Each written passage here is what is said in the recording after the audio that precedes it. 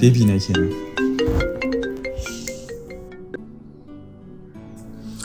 A cikin adadin awanni da mintuna da seconds da suke gudana a rayuwata, tunaninki ne kaso mai yawa. Ina zaune tun ɗazu, ina fama da tunani. Ina so na faɗa maka, na yi kewarka. Amma na kasa sanin yadda zan gaya maka. Har ka fahimci irin girman hakan.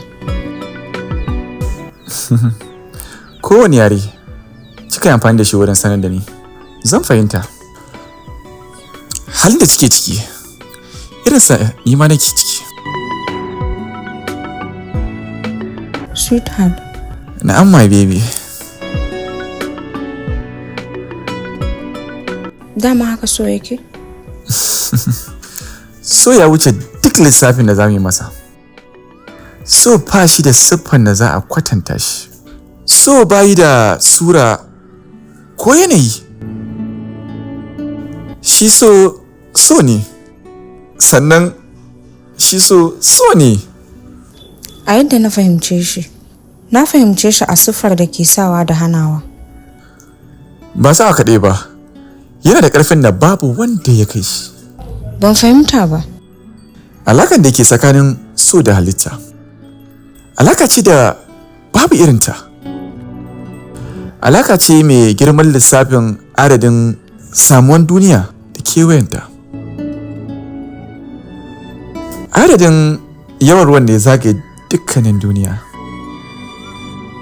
Adadin numfashin da ke kaiwa da kawowa tare da kowane halitta.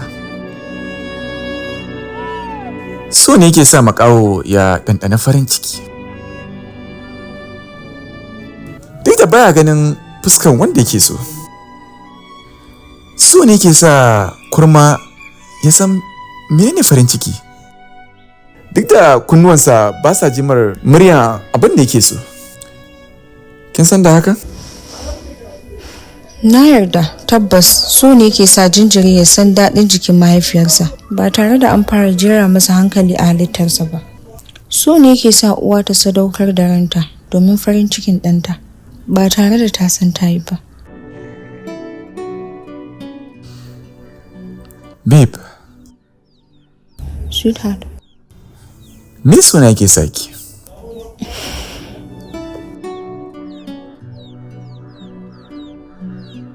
Yana sa ni in ji zan iya sadaukar maka da raina. Ina jin zan iya kwanciya a yanka ni, matuƙar hakan zai sa ka yarda ina son ka. Ina son ka. Ina ƙaunar ka. Ina fatar mallakan ka. Na gode da na same ki. Me kike so na miki?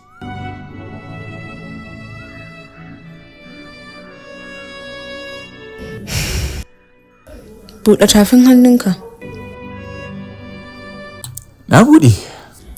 Taɓa min daidai saitin zuciyarka. Na taɓa. Me ka ji? Na ji sanarin sanki. Na ji matuƙan ƙaunarki. Na ji na same ki. Ina son ki sweetheart. Ina son ka baby. My flower. Sai anjima. Ka kula min da kanka my flower.